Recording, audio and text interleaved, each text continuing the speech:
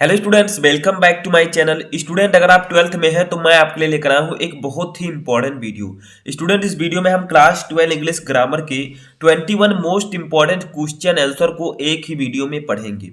देखिए, जो 21 क्वेश्चन मैंने लिए हैं ये आपके 12th इंग्लिश ग्रामर के 7 अलग अलग टॉपिक से लिए गए हैं। एक टॉपिक के मैं आपको 3 क्वेश्चन बताऊंगा। टोटल आपको 21 क्वेश्चन इस वीडियो में बताए जाएंगे।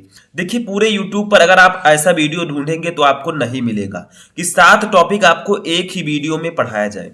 तो देखिए, जो सातों टॉपिक है, सबसे पहले हम उसका नाम जान लेते हैं। सबसे पहला टॉपिक होगा direct and indirect narration. Second है सिंथेसिस ऑफ सेंटेंसेज। थर्ड है ट्रांसफॉर्मेशन ऑफ सेंटेंसेज।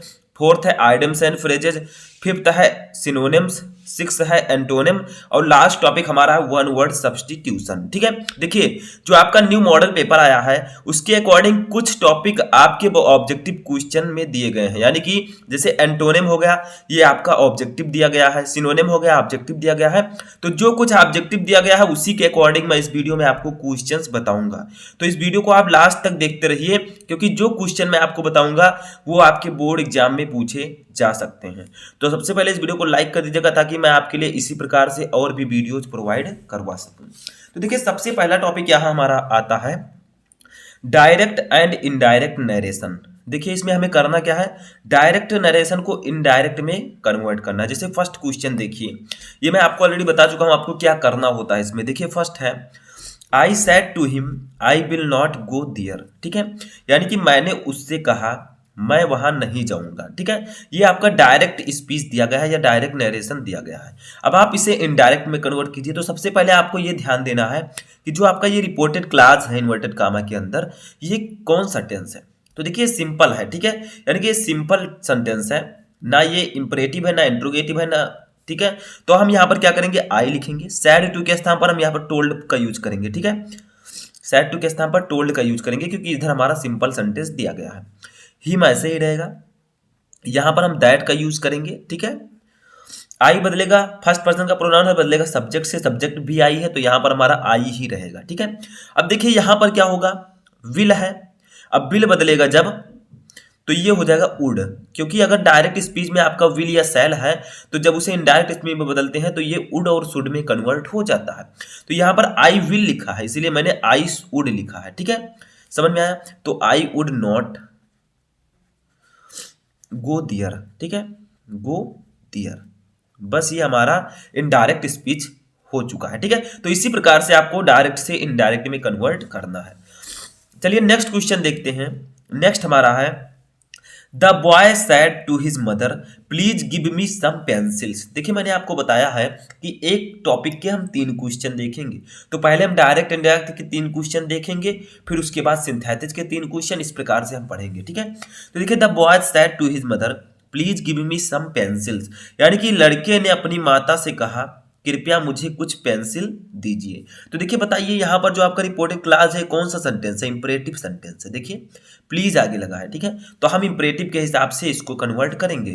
तो देखिए, लिखेंगे the boy said. Said to के स्थान पर यहाँ पर क्या होगा बताइए। देखिए, लड़का रिक्वेस्ट कर रहा है अपनी माँ से, तो सैड टू के स्थान पर हम लिखेंगे रिक्वेस्टेड। ठीक है, रिक्वेस्टेड। अगर यहाँ पर एडवाइस देता तो हम एडवाइस लिखते, ऑर्डर देता तो ऑर्डर लिखते। ठीक है, हिज मदर, हिज मदर। अब यहां पर इंपरेटिव सेंटेंस है तो यहां पर हम इसे टू बीच में लगाएंगे। ठीक है, टू गिव मी है फर्स्ट पर्सन का प्रोनाउन, ये बदलेगा सब्जेक्ट से। सब्जेक्ट है बॉय, बॉय के लिए हम लिखेंगे मी के स्थान पर हिज। ठीक है, him him him some pencils, some pencils. ठीक है, तो the boy requested his mother to give him some pencils. देखिए, मी फर्स्ट पर्सन का प्रोनाउन बदलेगा सब्जेक्ट से। सब्जेक्ट है बॉय, बॉय के लिए हम ही का यूज करेंगे, ही के लिए हम हिम का यूज करेंगे। ठीक है, मी के स्थान पर। बस ये आपका कन्वर्ट हो चुका है। ठीक है, फिर थर्ड देखिए, ये हमारा इंट्रोगेटिव सेंटेंस है। देखिए, he said to me why did you strike me. उसने मुझसे कहा तुमने मुझे क्यों मारा। ठीक है, स्ट्राइक का मतलब मारना। तो देखिए, यहां पर ये आपका जो रिपोर्टेड क्लास है ये इंट्रोगेटिव सेंटेंस है, तो यहां पर हम क्या करेंगे, ही लिखेंगे। अब इंट्रोगेटिव में हम सैड टू के स्थान पर आस्क का यूज करते हैं, आस्क्ड। ठीक है, या इंक्वायर्ड ऑफ का यूज करते हैं।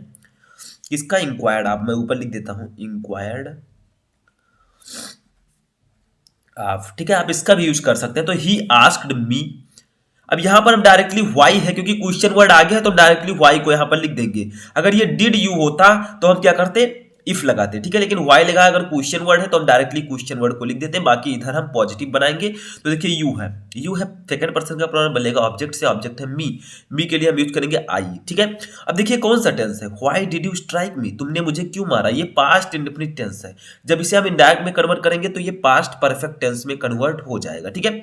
तो व्हाई आई, अब पास्ट परफेक्ट टेंस में हैड लगता है और वर्ब की थर्ड फॉर्म, तो स्ट्राइक का थर्ड फॉर्म हो जाएगा स्ट्राइकन, स्ट्राइकन मी। देखिए मी फर्स्ट पर्सन का प्रोनाउन है, बदलेगा सब्जेक्ट से, सब्जेक्ट है ही के लिए हम यूज करेंगे हिम, ठीक है। बस ये हमारा कन्वर्ट हो चुका है, ये इनडायरेक्ट में हमारा कन्वर्ट होगा। देखिए सेड टू के स्थान पर आज का यूज करना है, बीच में व्हाई, अगर क्वेश्चन वर्ड आ गया तो क्वेश्चन वर्ड को हमें लिख देना है, ठीक है। बाकी आपको चेंज कर लेना है, पास्ट इंडेफिनिट टेंस में अगर टेंस है तो उसको जब हम इनडायरेक्ट में कन्वर्ट करेंगे तो पास्ट परफेक्ट टेंस में कन्वर्ट हो जाएगा। चलिए नेक्स्ट क्वेश्चन देखते हैं। तो देखिए जो हमारा नेक्स्ट क्वेश्चन है वो हमारा नेक्स्ट टॉपिक से है, जिसका नाम है synthesis of sentences.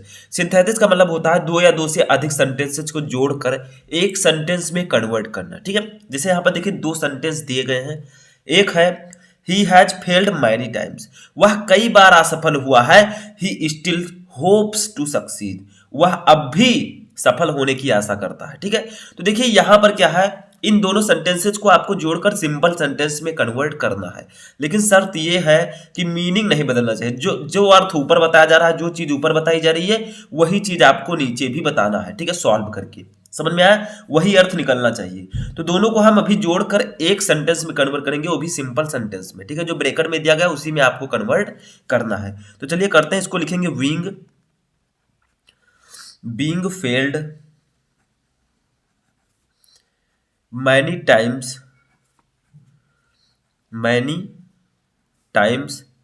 he still hope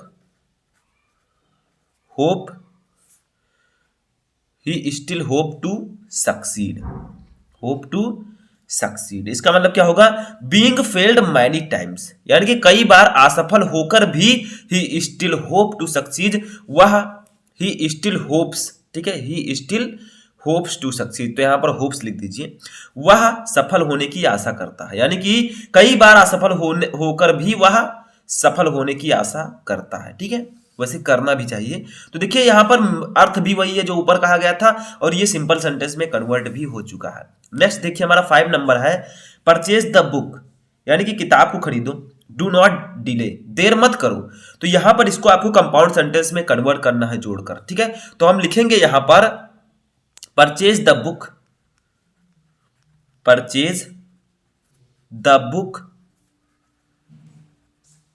and do not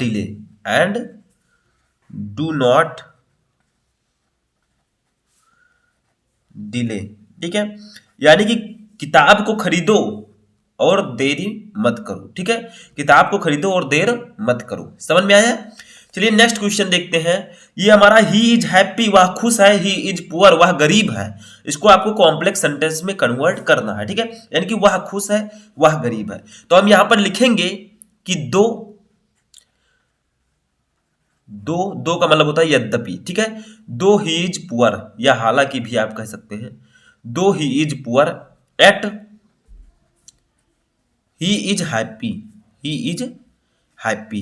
इसका मतलब क्या होगा, यद्यपि वह गरीब है फिर भी वह खुश है, ठीक है। ऊपर क्या था, वह खुश है, वह गरीब है, नीचे क्या है, यद्यपि वह गरीब है फिर भी वह खुश है। ये आपका कॉम्प्लेक्स सेंटेंस में कन्वर्ट हो चुका है। समझ में आ गया। चलिए नेक्स्ट टॉपिक देखते हैं, जो कि है ट्रांसफॉर्मेशन ऑफ सेंटेंसेज। ये भी लगभग उसी तरह, इसमें आपको ट्रांसफॉर्म करना है सेंटेंस को, ठीक है। जैसे देखिए everyone loves his own country, यानी कि हर व्यक्ति अपने देश से प्रेम करता है। इसको आपको इंट्रोगेटिव सेंटेंस में कन्वर्ट करना है, लेकिन इतना सरल नहीं है। क्यों, क्योंकि इसका मीनिंग नहीं बदलना चाहिए। Everyone loves his own country, हर व्यक्ति अपने देश से प्रेम करता है, इसे आप इंट्रोगेटिव में सेंटेंस में बदलें, लेकिन मीनिंग वही आना चाहिए, जो ऊपर कहा जा रहा है वही नीचे भी होना चाहिए, ठीक है, अर्थ नहीं बदलना चाहिए, ठीक है। तो देखिए हम लिखेंगे यहां पर कि हु, चाहे आप निगेटिव बनाइए चाहे जो बनाइए, लेकिन अर्थ वही आना चाहिए, ठीक है। तो who does not love his own country, country, ठीक है। यानी कि कौन अपने देश से प्रेम नहीं करता। ऊपर क्या है, हर व्यक्ति अपने देश से प्रेम करता है, नीचे है कौन अपने देश से प्रेम नहीं करता। तो देखिए दोनों का अर्थ तो सेम है, लेकिन हमने इसे इंट्रोगेटिव सेंटेंस में बदल दिया है। भले ही इसमें मैंने नॉट का यूज किया, निगेटिव हो गया, लेकिन हमने इंट्रोगेटिव सेंटेंस में बदला। चाहे आप निगेटिव करें या ना करें, अर्थ आपका सेम रहना चाहिए, ठीक है। चलिए नेक्स्ट क्वेश्चन देखते हैं। देखिए 8वां क्वेश्चन है, ये भी ट्रांसफॉर्मेशन है। No capital city in India is more beautiful than Bengaluru. यानी कि भारत में कोई भी शहर ऐसा नहीं है, कोई भी शहर, राजधानी शहर ऐसा नहीं है जैसा कि बेंगलुरु, ठीक है। यानी कि कोई भी शहर बेंगलुरु की तरह सुंदर नहीं है। इसको आपको सुपरलेटिव डिग्री में कन्वर्ट करना है, क्योंकि ये पॉजिटिव डिग्री में है, ठीक है। सॉरी, ये आपका किस डिग्री में है, ये कॉम्परेटिव डिग्री में है, ठीक है, मोर लगा है, तो इसको आपको सुपरलेटिव डिग्री में कन्वर्ट करना है। चलिए करते हैं। तो सुपरलेटिव डिग्री में क्या होता है, जैसे यहाँ पर मोर ब्यूटीफुल है, वहां पर क्या होगा, देखिए वहां पर मोस्ट होगा, तो हम लिखेंगे बेंगलुरु, पहले लिखेंगे Bengaluru is the most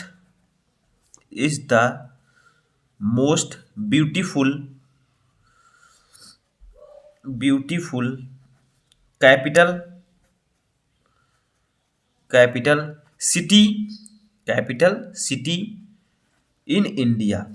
in India. अब देखिए सुपरलेटिव डिग्री में कन्वर्ट हो चुका है, यहां पर मोर के स्थान पर मोस्ट हो गया, बेंगलुरु आगे आ गया, तो Bengaluru is the most beautiful capital city in India, ठीक है। चलिए नेक्स्ट क्वेश्चन देखते हैं, 9 नंबर, ये भी ट्रांसफॉर्मेशन है। देखिए a man can never change his nature. यानी कि एक व्यक्ति अपना स्वभाव नहीं बदल सकता, कभी नहीं बदल सकता। यानी कि एक व्यक्ति अपना स्वभाव कभी नहीं बदल सकता है। इसको आपको इंट्रोगेटिव सेंटेंस में कन्वर्ट करना है, लेकिन मीनिंग नहीं बदलना चाहिए। तो देखिए हम लिखेंगे कैन ये मैन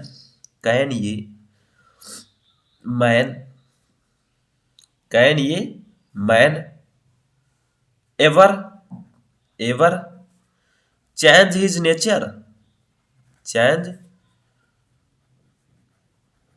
नेचर। इसका मतलब होगा, क्या एक व्यक्ति अपने स्वभाव को बदल सकता है। ऊपर क्या था, कोई एक व्यक्ति अपने स्वभाव को नहीं बदल सकता, नीचे क्या है, क्या एक व्यक्ति अपने स्वभाव को बदल सकता है। वही सेम अर्थ है, ठीक है, बट इसको हमने इंट्रोगेटिव सेंटेंस में कन्वर्ट कर दिया है, ठीक है। अब यहाँ पर सिंटैक्स टॉपिक को मैं आपको इस वीडियो में नहीं बताऊंगा, अब डायरेक्टली मैं आपको बताऊंगा कौन सा टॉपिक, आइडियम्स एंड फ्रेजेस। देखिए आइडियम्स एंड फ्रेजेस जो कि ऑब्जेक्टिव टाइप है। यहां पर आपको क्या करना है, जैसे 10 नंबर है, स्नैक इन द ग्रास। इसका अर्थ क्या होगा, इसका अर्थ होगा आस्तीन का सांप, ठीक है। तो बताइए इनमें से इसका सही अर्थ क्या है। देखिए आपको जब आइडियम्स एंड फ्रेजेस दी जाती है तो आपको उसका मीनिंग लिखकर सेंटेंस में यूज करना होता है, तो वही मीनिंग आपको बताना है कि स्नेक इन द ग्रास का मीनिंग क्या होगा, उसका अर्थ क्या होगा इंग्लिश में। देखिए ए है ए सीक्रेट एनिमी, बी है ए ट्रीचियरस पर्सन, सी है एन अनफोर्सीन डेंजर, और डी है एन अनएक्सपेक्टेड मिसफॉर्च्यून। तो देखिए स्नैक इन द ग्रास यानी कि आस्तीन का सांप, इसका होगा ए सीक्रेट एनिमी, यानी कि एक सीक्रेट दुश्मन, एक सीक्रेट शत्रु, ठीक है, गुप्त शत्रु, तो वही होगा यानी कि आस्तीन का सांप, ठीक है। तो ये वाला ऑप्शन आपका सही होगा, ये इसका मीनिंग होगा। चलिए नेक्स्ट क्वेश्चन देखते हैं। नेक्स्ट हमारा 11 number, a man of letters, यानी कि एक विद्वान आदमी, ठीक है, एक विद्वान लेखक। तो इसका सही अर्थ क्या होगा, ए है वेरी डियर, बी है ए लिटरेरी मैन, सी है इंटीमेट फ्रेंड, डी है एनिमिटी। तो देखिए ए मैन ऑफ लेटर का होगा ए लिटरेरी मैन, यानी कि एक विद्वान लेखक, ठीक है। तो ए मैन ऑफ लेटर्स का मीनिंग होगा ए लिटरेरी मैन। नेक्स्ट हमारा एट एवरी स्टेप, इसका मतलब होता है हर कदम पर, ठीक है, या हमेशा। तो इसका कौन सा सही अर्थ होगा, ए है ऑलवेज, बी है विदाउट स्टॉपिंग, सी है बाई एंड वे, डी है ऑन द होल। तो इसका राइट आंसर होगा option number a always. At every step का मतलब हमेशा या हर कदम पर, तो इसका ए वाला ऑप्शन सही होगा ऑलवेज, ठीक है। तो इस प्रकार से आपका आइडियम्स एंड फ्रेजेस आएगा। नेक्स्ट हमारा है सिनोनिम्स। सिनोनिम्स का मतलब होता है समानार्थी शब्द, यानी कि जिनके अर्थ समान हो। जैसे देखिए 30 नंबर है सीज, सीज का मतलब होता है क्या, बंद करना या रोकना, ठीक है। तो इसका सही अर्थ या इसका सही सिनोनिम क्या होगा, समानार्थी शब्द जिसका अर्थ भी होता हो रोकना या बंद करना। बताइए कौन सा है, ए है बिगिन, बी है स्टॉप, सी है क्रिएट, डी है डल। तो इसका सिनोनिम होगा स्टॉप। देखिए सीज का मतलब होता है बंद करना या रोकना, और स्टॉप का मतलब भी होता है बंद करना या रोकना, ठीक है। तो ये दोनों एक दूसरे के सिनोनिम्स हैं, यानी कि इनके मीनिंग सेम है और वर्ड अलग अलग है। नेक्स्ट हमारा है प्रोहिबिट। प्रोहिबिट का मतलब होता है त्यागना, ठीक है, रोकना। प्रोहिबिट का मतलब भी होता है रोकना। तो इसका कौन सा सही होगा? ए है प्रेस्क्राइब, बी है फॉरफिट, सी है फॉरबिड, डी है प्रोवाइड, ठीक है। तो इसका राइट आंसर होगा option number C, forbid. Forbid का मतलब भी होता है रोकना, तो प्रोहिबिट का मतलब रोकना, फॉरबिड का मतलब भी रोकना। नेक्स्ट हमारा है एबेंडन। एबेंडन का मतलब होता है त्यागना। तो बताइए इनमें से कौन सा वर्ड है जिसका भी मीनिंग त्यागना होता है? ए है फॉरसेक, बी है कीप, सी है चेरिश, डी है इनलार्ज। तो इसका राइट आंसर होगा option number A, forsake. Forsake का मतलब भी होता है त्यागना, ठीक है। तो ऑप्शन नंबर ए सही होगा, यानी कि इन दोनों के अर्थ सेम है लेकिन वर्ड अलग अलग है। चलिए नेक्स्ट क्वेश्चन देखते हैं। तो देखिए जो हमारा 16 नंबर क्वेश्चन है ये हमारे दूसरे टॉपिक एंटोनिम से है, ठीक है। एंटोनिम का मतलब होता है विलोम शब्द, विपरीतार्थक शब्द जिसके अर्थ एक दूसरे से विपरीत हो। जैसे 16 नंबर देखिए ब्यूटीफुल। ब्यूटीफुल का मतलब होता है सुंदर, ठीक है। तो इसका एंटोनिम क्या होगा? ए है ग्रेसफुल, बी है हैंडसम, सी है अगली, डी है वंडरफुल। तो देखिए ब्यूटीफुल का एंटोनिम होगा अगली। अगली का मतलब होता है कुरूप या भद्दा, ठीक है। तो देखिए ब्यूटीफुल का मतलब सुंदर, अगली का मतलब कुरूप या भद्दा, ठीक है। एक दूसरे के ये एंटोनिम है। नेक्स्ट है एम्बिजियस। एम्बिजियस का मतलब होता है अस्पष्ट, जो स्पष्ट ना हो। तो इसका एंटोनिम क्या होगा? ए है ऑक्सिलरी, बी है रिस्पॉन्सिबल, सी है सैल्वेजिबल और डी है क्लियर। तो इसका राइट आंसर होगा ऑप्शन नंबर डी, क्लियर, ठीक है। देखिए एम्बिजियस का मतलब अस्पष्ट और क्लियर का मतलब स्पष्ट, तो ये दोनों एक दूसरे के एंटोनिम होंगे। नेक्स्ट हमारा है ओबेइंग। ओबेइंग का मतलब होता है पालन करना, ठीक है।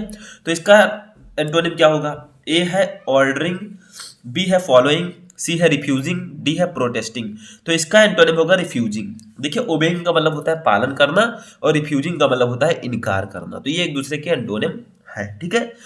समझ में आया? अब देखिए नेक्स्ट क्वेश्चन जो हमारा 19 नंबर है ये वन वर्ड सब्स्टिट्यूशन से है, यानी कि अनेक शब्दों के लिए एक शब्द। जैसे देखिए 19 नंबर है मर्डर ऑफ वनसेल्फ, यानी कि स्वयं की हत्या। उसे हम एक शब्द में क्या कहते हैं? वन वर्ड में उसे हम क्या कहते हैं? ए है इमोलेशन, बी है सुइसाइड, सी है स्लॉटर, डी है होमिसाइड। तो देखिए उसे हम एक वर्ड में कहते हैं सुइसाइड। सुइसाइड का मतलब होता है आत्महत्या, यानी कि स्वयं की हत्या, ठीक है। तो मर्डर ऑफ वनसेल्फ यानी कि स्वयं की हत्या को हम क्या कहेंगे एक शब्द में? सुइसाइड, एक वर्ड में, ठीक है। तो यही आपका वन वर्ड सब्स्टिट्यूशन है। नेक्स्ट क्वेश्चन देखते हैं। तो देखिए 20 नंबर क्वेश्चन हमारा है a person who comes to one country from another to settle there, यानी कि वह व्यक्ति जो किसी दूसरे कंट्री से किसी दूसरे देश में सेटल होने के लिए आया हो, ठीक है। यानी कि एक ऐसा व्यक्ति जो अपने देश से किसी दूसरे देश में सेटल करने के लिए आया हो, यानी कि रहने के लिए आया हो, उसे हम क्या कहते हैं? ए है इमिग्रेंट, बी है पैट्रियट, सी है एक्स्ट्रावेगेंट, डी है इमिग्रेंट। तो इसका राइट आंसर होगा ऑप्शन नंबर, इसका राइट आंसर क्या होगा? इसका राइट आंसर होगा ऑप्शन नंबर ए, ठीक है, इमिग्रेंट। इमिग्रेंट का मतलब होता है अप्रवासी, ठीक है। यानी जो किसी दूसरे देश से हमारे देश में सेटल होने के लिए आता है उसे हम अप्रवासी कहते हैं, ठीक है। नेक्स्ट हमारा लास्ट क्वेश्चन है। देखिए a person who is lover of mankind or humanity in general, यानी कि एक ऐसा व्यक्ति जो मानव और मानवता का प्रेमी हो, ठीक है। जो सामान्यतया मानव और मानवता का प्रेमी हो उसे हम क्या कहते हैं? ए है एंथ्रोपोलॉजिस्ट, बी है ऑप्टोमेट्रिस्ट, सी है फिलांथ्रोपिस्ट और डी है सीस्मोलॉजिस्ट। तो इसका राइट आंसर होगा ऑप्शन नंबर सी, फिलांथ्रोपिस्ट, ठीक है। इसका मतलब होता है जनहितैषी या समाज सेवी, यानी कि एक ऐसा व्यक्ति जो मानव तथा मानवता का प्रेमी हो उसे हम फिलांथ्रोपिस्ट कहते हैं, यानी कि जनसेवा, जनहितैषी या समाज सेवी, ठीक है। तो देखिए यहाँ पर मैंने आपको 21 मोस्ट इंपॉर्टेंट क्वेश्चन बताए जो कि आपके 7 अलग अलग टॉपिक से थे, ठीक है। अब आपको कमेंट बॉक्स में बताना है कि इन 21 क्वेश्चन में से कितने क्वेश्चन आपको ऑलरेडी पता थे। तो कैसा लगा आपको ये वीडियो अच्छा लगा तो इस वीडियो को ज़्यादा से ज़्यादा लाइक करें, अपने दोस्तों के साथ शेयर करें और इस चैनल पर नए तो चैनल को सब्सक्राइब करके बेल आइकन को प्रेस कर लें ताकि इसी तरह इंपॉर्टेंट वीडियो आपको टाइम से मिलते रहें।